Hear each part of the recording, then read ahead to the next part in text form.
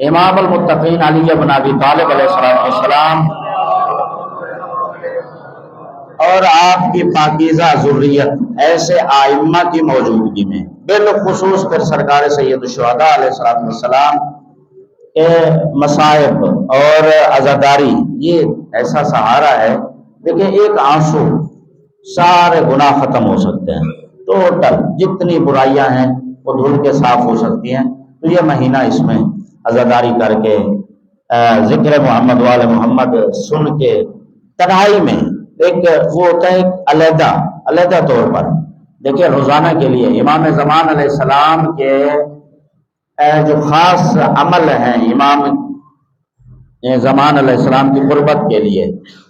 ان میں جو خود امام نے جس کی طرف یعنی امام نے چاہت فرمائی ہے، اس کے لیے روزانہ 3 دفعہ عزاداری کرنا، روزانہ 3 دفعہ عزاداری کرنا یہ امام زمان علیہ السلام کی خواہش ہے، امام کی خوشنودی ہے اور خواہش ہے۔ تو کم از کم چلے 1 دفعہ رات کو تنہائی میں علیحدہ بالکل، چاہے نوحہ کتاب اٹھا کے مصائب کی رکھ لیں اس کو دیکھ لیا، یا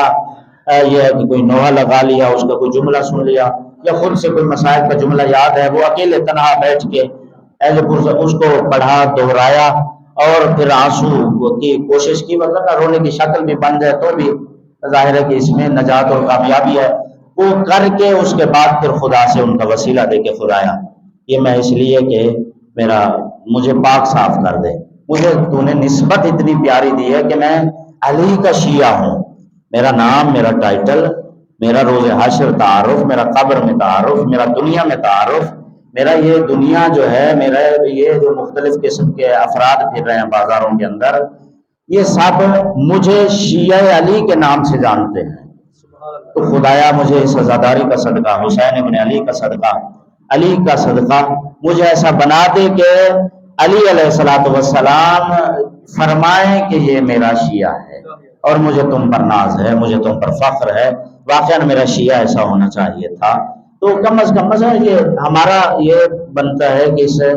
یہ جو 2 عشرے باقی بچے ہیں اس کے اندر جتنا ہو سکے اپنی اصلاح،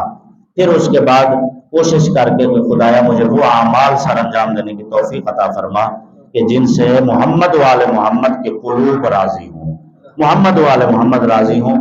اور وہ خوش ہو کر ہمارا استقبال فرمائیں، اور قبر میں محشر میں ہر جگہ پر ایک صلوات پڑھ لیں محمد وآل محمد، اللہم صلی علی محمد وآل محمد وعجل فرمائیں۔